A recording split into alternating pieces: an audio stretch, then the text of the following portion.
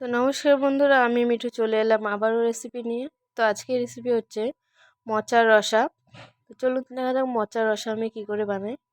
তো প্রথমে যেটা করতে হবে, মোচাগুলোকে খুব সুন্দরভাবে বেছে নিতে হবে। তো মোচা তো মোটামুটি সবাই বাছতে পারে, তো যেভাবে সবাই বাছে ওভাবেই বাছতে হবে।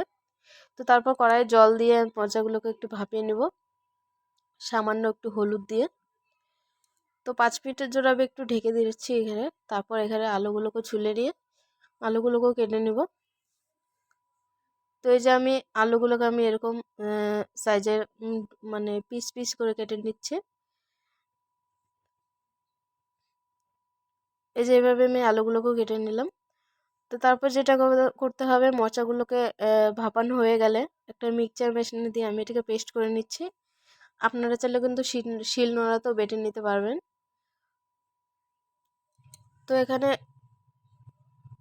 পেস্টটা নামিয়ে তারপর আমি এখানে দিয়ে দেব চালের গুঁড়ো, আর দিয়ে দেব সামান্য হলুদ আর লবণ। হলুদটা দেওয়া হয়ে গেলে পরে তারপর আমি ভালো করে একটু হাত দিয়ে মেখে নিব। তো তারপর আমার এখানে মোচাগুলো যে পেস্টটা তৈরি করেছি সেটাকে আমি বড়ার আকারে আর কি ভেজে নিব। তো বড়াগুলো এক পিঠ ভাজা হয়ে গেলে তো আরেক পিঠ উল্টে ভেজে নিব ভালো করে। তো এখানে বড়াগুলো ভাজা হয়ে গেছে, এখন আমি তুলে নিচ্ছি। আর সোমবারে দিয়ে দিচ্ছি আমি শুকনো লঙ্কা, জিরে, আর এখানে দিয়ে দিচ্ছি আলুর টুকরোগুলো। আর এখানে আমি একটা পেস্ট তৈরি করে নেব। এখানে আছে আদা, লঙ্কা আর টমেটো। তার সাথে দিয়ে দিচ্ছি আমি এখানে জিরের গুঁড়ো আর সামান্য একটু ধনে গুঁড়ো। তো আর দিয়ে দিচ্ছি একটু লঙ্কা গুঁড়ো। তো এখন একটা পেস্ট তৈরি করে নিলাম। এখন যে আলুগুলো যাবে ভাজছিলাম, সে আলুগুলো মোটামুটি ভাজা হয়ে গেছে। এখন আমি এখানে মশলাটাকে দিয়ে দিব। মশলাটা দিয়ে তারপর আলু ভালো মতন একটু কষিয়ে নিতে হবে।